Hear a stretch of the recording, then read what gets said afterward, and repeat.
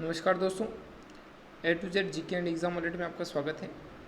मैं हूं आईएएस राठौड़ और हम देख रहे हैं राजस्थान के जो प्रमुख क्रांतिकारी हैं उसमें एक महत्वपूर्ण परिवार पूरा है और उसके एक सदस्य को आज हम देखेंगे इस वीडियो में विस्तृत रूप से।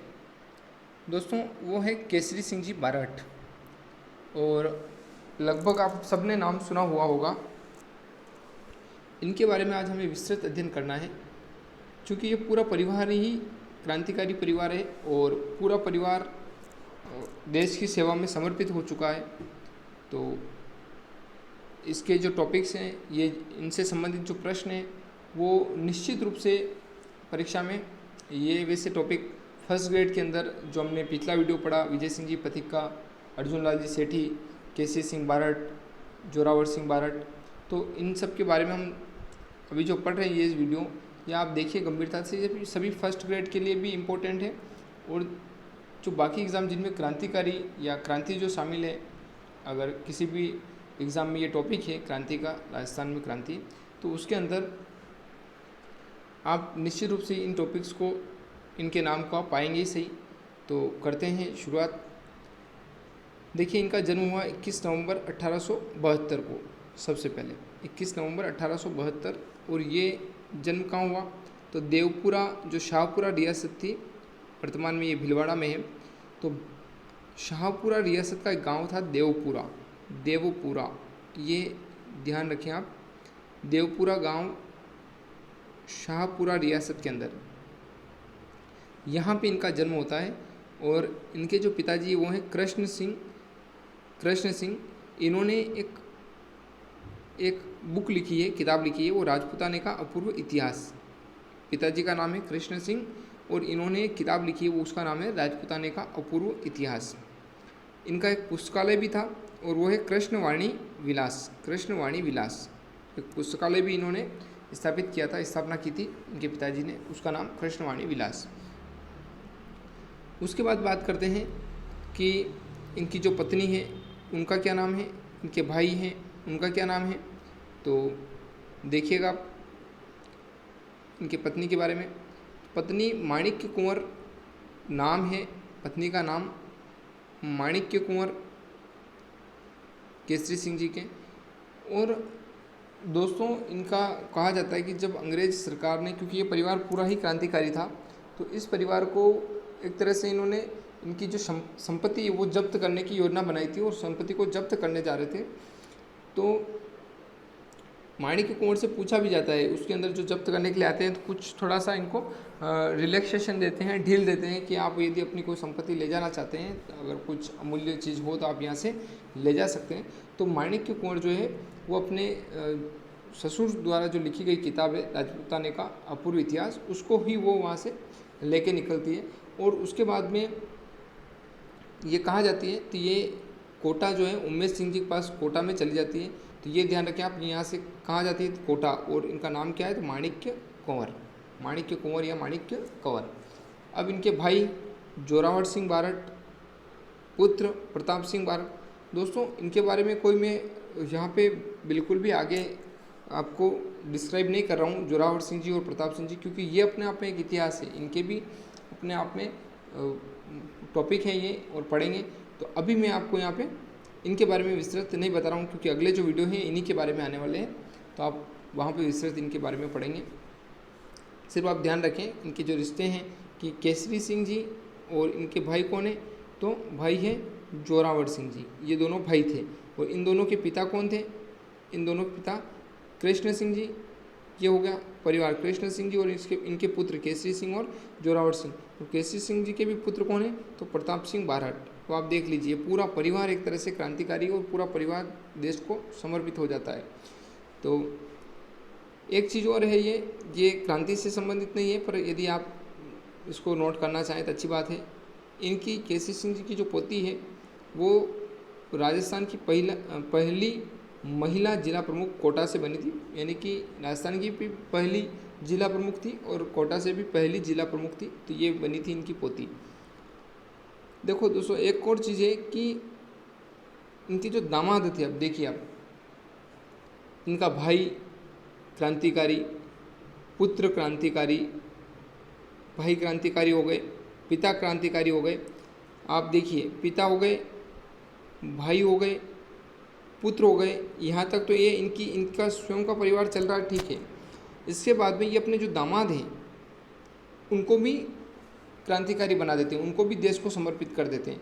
वो भी ईश्वरदान आशिया जो है वो भी देश के प्रति समर्पित रहते हैं और क्रांति में भाग लेते हैं। तो इनके दामाद के लिए, इनके जो दामाद हैं वो देश को समर्पित हो जाते हैं। इसके लिए रासबिहारी जो है उनका एक कथन है। क्या कथन है? यदि आप ये भी ध्यान रख सके कि सैकड़ों ऐसे उदाहरण मिल जाएंगे कि एक पिता ने पुत्र को राष्ट्र को समर्पित कर दिया। भाई ये तो एक स्वाभाविक सी बात है कि यदि किसी देश में कोई भी परिवार रह रहा है तो पिता का ये दायित्व बनता है कि वो पुत्र को राष्ट्र को समर्पित कर दे। पुत्र को तो राष्ट्र को देना ये एक अच्छी बात है, ये उसका खुद का भी सौभाग्य है और ये उसका दायित्व भी बन रहा है। लेकिन एक दामाद को, परंतु ऐसा अनुपम और विरला उदाहरण शायद ही मिले कि एक ससुर ने अपने पुत्र के साथ साथ अपने दामाद को भी राष्ट्र को समर्पित कर दिया।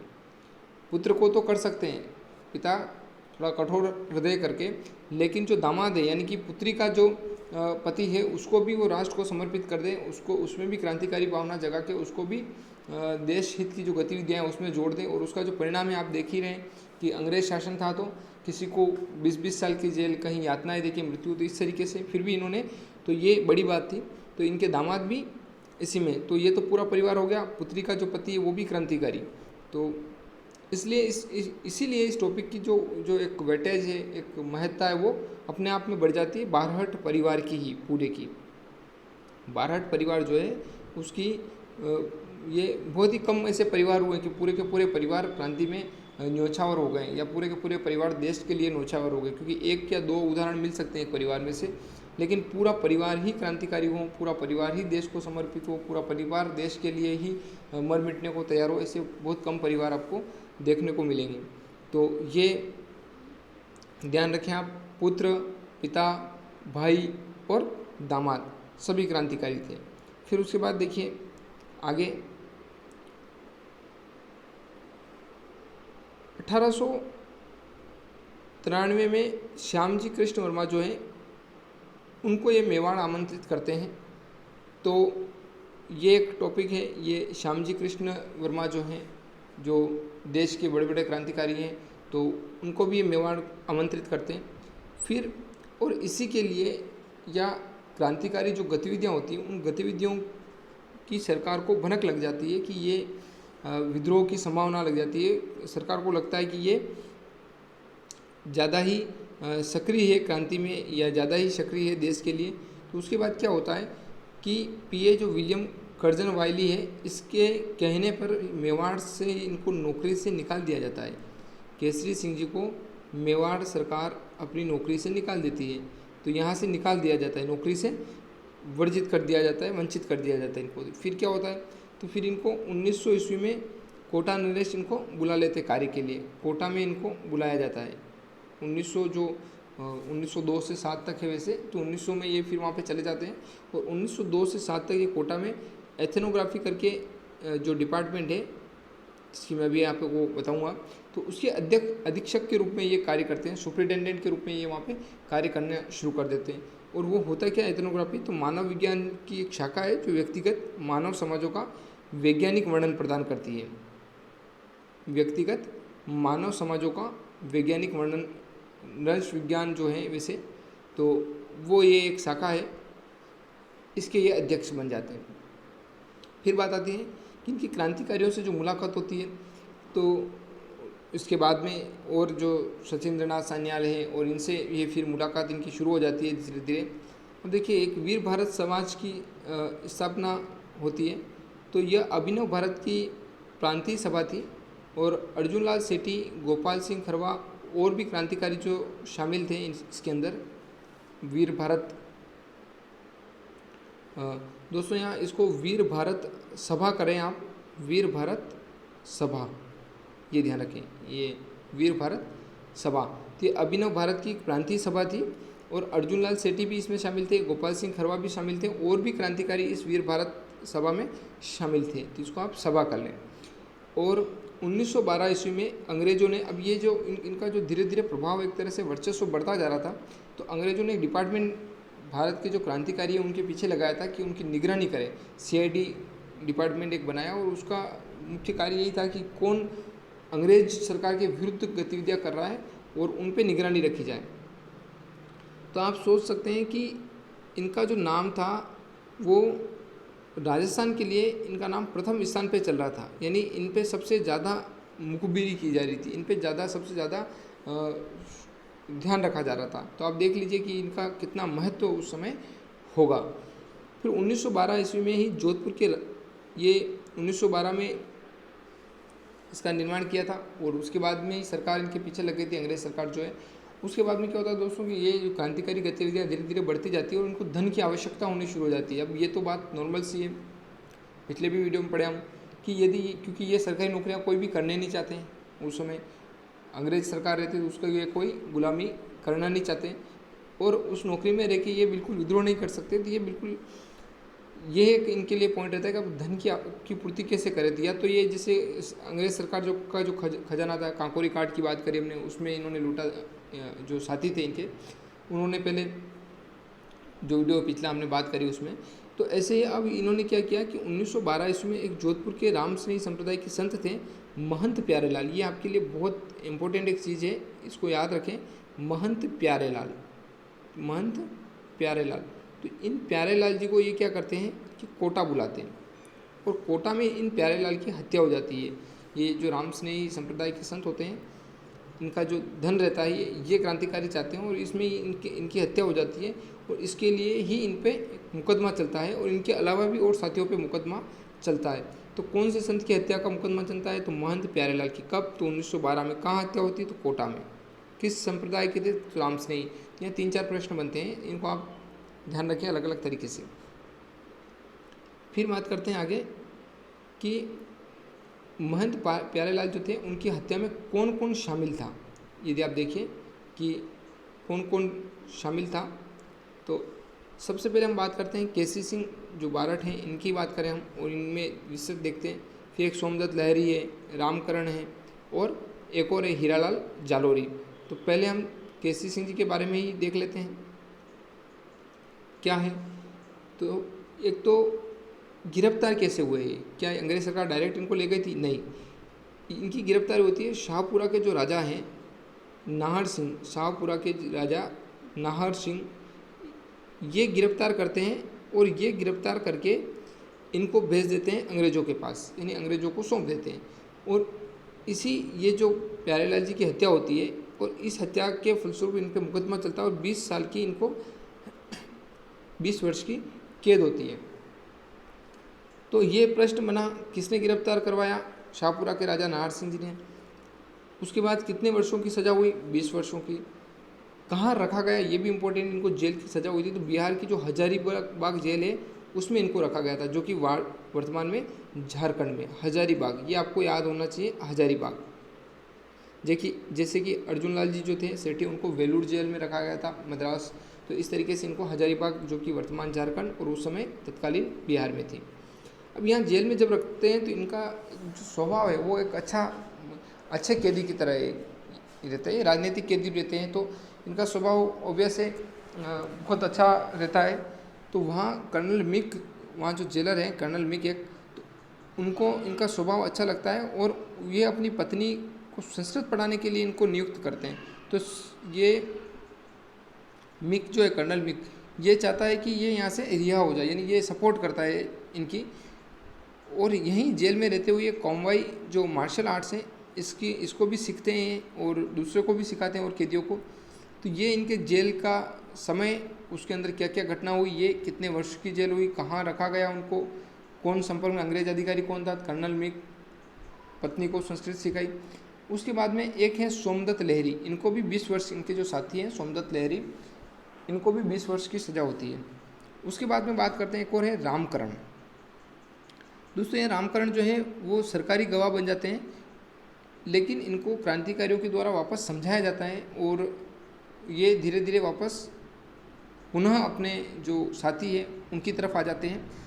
और जो विशेष अदालत होती है उसके अंदर इनका बयान होता है। तो बयान में पहले तो ये नॉर्मल बयान तो इनके विरुद्ध देते हैं, क्रांतिकारियों के विरुद्ध देते हैं, लेकिन बाद में पुनः ये अपना जो पाला है वो क्रांतिकारियों के पक्ष में बदल देते हैं और क्रांतिकारियों के पक्ष में बयान देते हैं ये। तो ये ध्यान रखें, ये सरकारी गवाह कौन बना था, तो रामकरण। उसके बाद में बात करते हैं हीरालाल जालोरी। तो इनको 7 वर्ष की सज़ा हुई थी हीरालाल जालोरी को। फिर एक अमृतसर जो अधिवेशन है वो होता है, तो ये कब होता है, 1919 में। और तिलक जी के प्रस्ताव, यहाँ जो अधिवेशन होता है अमृतसर अधिवेशन, इसमें तिलक जी इनका भरपूर सहयोग करते हैं और ये बात रखते हैं, उसमें प्रस्ताव रखते हैं। क्या प्रस्ताव रखते हैं कि इनका आचरण भी सही है और इतने समय का इन्होंने जो कारावास है वो भुगत लिया है, तो अब इनको रिहा कर दिया जाए। ऐसे करके तो फिर इनकी रिहाई का मार्ग प्रशस्त करते हैं। कर्नल मिग भी इनकी सहायता करते हैं, तिलक जी इसमें प्रस्ताव लाते हैं और फिर इस तरीके से ये रिहा हो जाते हैं यहाँ से। फिर ये राजस्थान में उत्तरदायी शासन के लिए 1920 में एजीजी को एक पत्र लिखते हैं। तो ये प्रश्न बनता है कि राजस्थान में उत्तरदायी शासन के लिए ये कब लिखते हैं, तो 1920 में। या 1920 में एजीजी को किस चीज़ के लिए पत्र लिखते हैं, तो राजस्थान में उत्तरदायी शासन की स्थापना के लिए। उसके बाद में ये एक चीज़ और मांग करते हैं राजस्थान महासभा की। ये राजस्थान महासभा क्या होती है, तो दोस्तों राजस्थान महासभा की वही बात, जैसे लोकसभा और राज्यसभा वाले दो सदन अपने यहाँ बना रखे हैं, इस तरीके से 2 सदन का इन्होंने प्रस्ताव रखा कि एक सदन तो भूस्वामी मंडल जो कि सामंत हैं, जो कुलीन वर्ग हैं, उनके लिए बना दिया जाए, और एक सार्वजनिक जो प्रजा परिषद वो सामान्य जनता के लिए बना दिया जाए, ताकि जनता अपनी बात रख सके और ये भी अपनी बात रख सके। तो इस तरीके से इन्होंने राजस्थान महासभा के लिए भी मांग करी थी, ये आप ध्यान रखिए, इम्पोर्टेंट। फिर बात करते हैं आगे कि ये वर्धा, जो जैसा कि हमने केसी सिंह अपने पीछे जो अर्जुन लाल जी थे उनके बारे में भी पढ़ा और विजय सिंह की पति के बारे में भी पढ़ा हमने। तो वर्धा में जमनालाल बजाज केसी सिंह जी को यहाँ पे लेके आते हैं वर्धा में, और यहीं पर इनकी गांधी जी से मुलाकात होती है। गांधी जी से मुलाकात कहाँ होती है, तो वर्धा में, और यहीं पर ये लेके आते हैं। यहीं विजय सिंह पथिक से भी इनकी मुलाकात हो रही है। और पथिक जी क्या करते हैं, समाचार पत्र हमने पढ़ा है, उसमें आप देखिएगा कि केसरी समाचार, राजस्थान केसरी समाचार पत्र एक निकालते हैं विजय सिंह पथिक, और वो इनके नाम पे ही होता है। राजस्थान केसरी जो होता है समाचार पत्र, वो केसरी सिंह बारहट के नाम पे ही संपादित, नाम से ही वो निकाला जाता है, संचालित, यानी कि उसको प्रकाशित किया जाता है, इनके नाम पे वो है, केसरी नाम का जो समाचार पत्र है। फिर 1920 में कलकत्ता अधिवेशन में भी ये शामिल होते हैं। और जैसे कि हमने पहले भी पढ़ा, राजस्थान सेवा संघ, राजपूताना मध्य भारत सभा, तो इसमें पथिक जी, बजाज जी जो इसको संचालित करते हैं, तो ये ग्रुप एक ही होता है, तो इसमें भी ये शामिल होते हैं। राजस्थान सेवा संघ में भी इनका योगदान होता है, और राजपूताना मध्य भारत सभा है उसके अंदर भी इनका योगदान होता है। फिर दोस्तों बात करते हैं कि एक जो इम्पोर्टेंट प्रश्न बनता है, ये यहाँ से बनता ही है या कई बार बना है, कई एग्जाम में बना है। 1903 में एक दिल्ली दरबार लगता है। दिल्ली दरबार किस चीज़ के लिए लगता है, कौन लगाता है, ये अलग अलग प्रश्न बन सकते हैं आपके लिए। सबसे पहले तो दिल्ली दरबार लगाता कौन है वो देखना है। दिल्ली दरबार 1903 में आयोजित कब लगता है, पहली बात तो यही प्रश्न बना कि कब लगा। फर्स्ट 1903 किसने लगाया, लॉर्ड कर्जन ने, लॉर्ड कर्जन जो है उसने। क्यों लगाया था तो ये क्या करता है कि सभी जो लोकल रियासतें होती हैं उनके राजाओं को बुला के सम्मानित करना चाहता है। उनको दोस्तों ऐसा है कि एक दरबार लगता है, वहाँ पे सब जाते हैं, तो सब अपने अपने विचार, वहाँ पे जो अंग्रेज शासन यदि इनको कुछ पुरस्कार देंगे तो स्वाभाविक सी बात है कि ये फिर उनकी तरफ उनका झुकाव होगा ही होगा। और जैसे नागौर दरबार लगा था, इस तरीके से एक घटना है। तो दिल्ली दरबार लगता है कब, किसने, ये हुई बात। अब यहाँ हमारे महत्व की क्या बात है, तो इस दिल्ली दरबार में जो महाराणा फतेह सिंह जी हैं, जो मेवाड़ शासक महाराणा फतेह सिंह जी, ये ध्यान रखें, ये भी दिल्ली दरबार के लिए निकल जाते हैं, इनका भी मन उसमें शामिल होने का होता है। तो ये चित्तौड़ स्टेशन पे चले जाते हैं। जो क्रांतिकारी होते हैं वो चाहते हैं कि राजस्थान के अंदर जो मेवाड़ रियासत है वो पहले से बहुत एक तरह से स्वतंत्रता के लिए संघर्ष करती रही है, इतने शाके झेले और बहुत सारी चीज़ें हुई, उसके बाद भी अधीनता स्वीकार नहीं करी। तो क्यों नहीं महाराणा जो फतेह सिंह जी हैं इनको रोका जाए किसी भी तरीके से। तो क्या घटना घटती है फिर, तो इनको रोकने के लिए जो केसरी सिंह बारठ है, क्योंकि ये कवि भी हैं, तो ये 13 सोरठे लिखते हैं दोस्तों, ये आप ध्यान रखें। 13 सोरठे, जैसे हम बोलते हैं दोहे, उस तरीके से ये सोरठे लिखते हैं। और 13 सोरठे जो है वो चेतावनीरा चुंगटिया, चेतावनीरा चुंगटिया, जैसे अपन किसी के चुंगटी काटते ना, चुंटी काटते वैसी। तो ये सोरठे क्या कार्य कर रहे हैं, तो सोरठे उनके आत्म स्वाभिमान को जगा देते हैं। मतलब कुछ चीज़ें आप कवि की जो लेखनी होती है, कभी कभी आप कुछ चीज़ पढ़ते पढ़ते खुद आपके अंदर एकदम से ऐसी चीज़ जागृत होती है कि नहीं अब हमें ये करना चाहिए, तो इनका स्वाभिमान जागृत हो जाता है। आम जनता को तो जागृत कर ही रहते ये कवि, लेकिन एक महाराणा का भी स्वाभिमान उन्होंने जागृत कर दिया। और चूँकि ये बैठ चुके थे ट्रेन में, जो महाराणा फतेह सिंह है, इनको जब ये सोरठे मिलते हैं, ये सोरठे कौन देता है, गोपाल सिंह खरवा रेलवे स्टेशन पे देते हैं। ये ट्रेन में बैठ चुके थे, तो ये वहाँ से उतरते नहीं हैं, दिल्ली जाते हैं, लेकिन दिल्ली घूम के दिल्ली में ये बोलते हैं इनका स्वास्थ्य खराब है और उसमें सम्मिलित नहीं होते, ये वापस रिटर्न आ जाते हैं। तो ये ध्यान रखिए आप, ये चेतावनीरा चुंगटिया, ये प्रश्न किस चीज़ के लिए, तो दिल्ली दरबार में जो फतेह सिंह जी जा रहे थे उनको रोकने के लिए, उनके स्वाभिमान को जगाने के लिए इन्होंने एक तरह से 13 सोरठे लिखे, दोहे लिखे, और वो गोपाल सिंह जी खरवा के हाथों इन्होंने महाराणा को भेजे थे। तो ये बात होती है यहाँ पे, ये इम्पोर्टेंट चीज़ हुई। सोरठे कितने थे, 13 थे। किसको लिखे, महाराणा फतेह सिंह जी के लिए लिखे। क्यों लिखे, दिल्ली दरबार में जाने से रोकने के लिए लिखे। किसने पहुँचाए, तो गोपाल सिंह जी खरवा ने पहुँचाए। कौन से थे, चेतावनीरा चुंगटिया करके नाम था। ये सब चीज़ें हैं। अब बात आती है रचना इनकी। तो इनकी दोस्तों ये स्वतंत्रता सेनानी रहे, एक कवि रहे, एक शिक्षा क्षेत्र में भी इन्होंने कार्य किया। तो ये बहुमुखी प्रतिभा, एक तरह से हम बोल सकते हैं, जो प्रतिभा है बहुमुखी प्रतिभा, उसके धनी रहे हैं। तो इन्होंने रचनाएं, देखिए आप, रचनाएं कितनी करी, तो प्रताप चरित्र, फिर उसके बाद में राज सिंह चरित्र, दुर्गादास चरित्र, रूठी रानी, एक अश्वघोष, ये तो इनकी स्वरचित यानी इनकी खुद की रचनाएं हैं। यहाँ ये जो अश्वघोष है, ये एक कनिष्क के दरबारी थे, अश्वघोष करके, और इनकी रचना है बुद्ध चरित्र। कौन सी रचना है, बुद्ध चरित्र। तो इसका इन्होंने हिंदी में अनुवाद कराया था, बुद्ध चरित्र का हिंदी में अनुवाद किया। एक वीर सावरकर जो है, इनके द्वारा, जो इटली की एक स्वतंत्रता सेनानी है मेजिनी, उसकी एक मेजिनी की जो जीवनी है, मेजिनी की जीवनी, तो वो जीवनी इन्होंने वीर सावरकर जी ने मराठा में, जो मराठी है, मराठी भाषा में उसको रचना की थी, और उसी मराठी भाषा से इन्होंने उसको हिंदी अनुवाद किया। किसने किया, तो केसरी सिंह जी ने। ये प्रश्न बन जाए कि जो मेजिनी की मराठी जीवनी थी उसको किसने हिंदी अनुवाद किया, तो केसरी सिंह बारठ ने किया। किसने लिखी थी, तो वीर सावरकर ने लिखी थी मराठी भाषा में, ये ध्यान रखें। फिर बात आती है कविराज श्यामल दास जी की जीवनी इन्होंने लिखी। अक्षर स्वरूप का बोध ये लिखा 1903 में।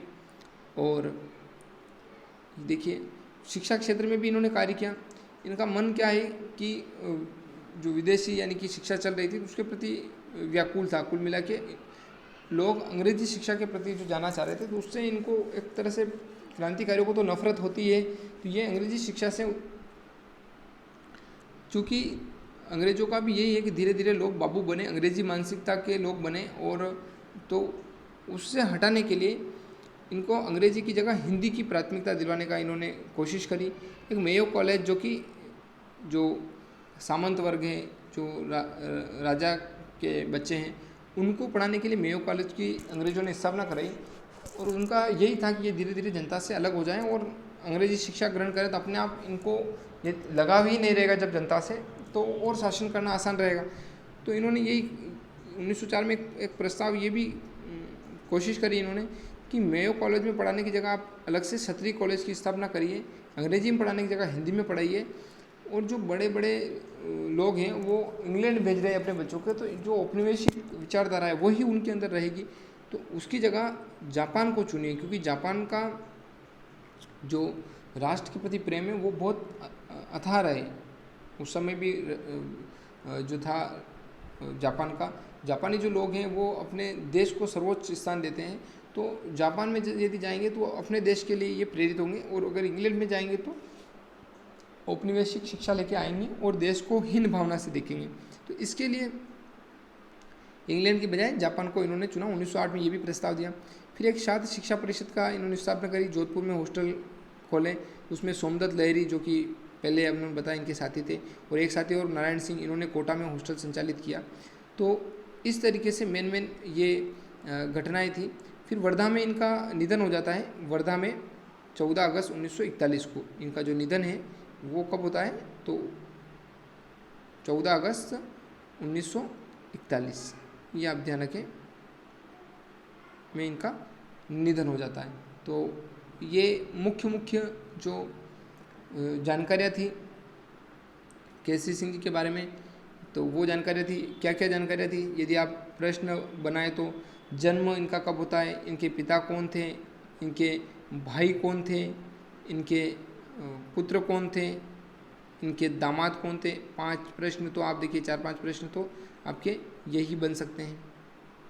फिर ये इनको वर्धा में कौन ले जाता है, वर्धा वहाँ पे कौन लेके जाता है, तो वो एक प्रश्न बन जाता है। फिर वहाँ गांधी जी से मुलाकात होती है। इनको जब जेल होती है महंत प्यारालाल की हत्या में, तो वो कौन सा किस कांड में इनको सज़ा होती है, कितने वर्ष की जेल होती है, कहाँ रखा जाता है, हजारीबाग। तो वो ये बहुत सारे प्रश्न वहाँ से होते हैं। उसके बाद में इनको छुड़ाने के लिए कौन प्रयत्न करता है, तो जो अमृतसर अधिवेशन है उसके अंदर लोकमान्य तिलक है, और उसके बाद में वहाँ पे एक जो कर्नल था मीक, वो भी मदद करता है। तो वो प्रश्न बनते हैं। उसके बाद में केसरी सिंह जो राजस्थान केसरी, ये समाचार पत्र इनके नाम पे ही निकलता है, इनका ही नाम होता है। उसके बाद में आप देखें तो और आगे जो प्रश्न हैं, ये अभी जो हमने पढ़े, शिक्षा के क्षेत्र में इन्होंने कार्य किया, इनकी रचनाएं हैं, और ख़ास करके जो चेतावनीरा चुमटिया जो है वो आप बिल्कुल से ध्यान रखें अच्छे से। 13 सोटे लिखे थे इन्होंने महाराणा फतेह सिंह जी के लिए। तो अच्छे से आप इसको 1-2 बार देखेंगे, सुनेंगे, एक दो बार यदि आप देखेंगे तो आपको धीरे धीरे, ज़्यादा कुछ करने की आवश्यकता नहीं। वीडियोस देखने में ही आपके बहुत सारी चीज़ें क्लियर हो जाएगी, अपने आप ही क्लियर हो जाती है, आप सुनते जाएंगे लगातार। तो और दोस्तों, यदि आप यही देख रहे हैं अभी तक, तो आप यही वीडियो देख रहे हैं तो आप चैनल को सब्सक्राइब करें, और जो पुराने वीडियोज़ हैं उनको देखें, आपके लिए लाभप्रद रहेंगे। उम्मीद करता हूँ कि ये सभी वीडियोज़ आपके लिए अभी बहुत लाभप्रद रहेंगे, और ऐसा ही स्नेह बनाए रखें, और चैनल को लाइक करें, वीडियो शेयर करें, सब्सक्राइब करें, और धन्यवाद।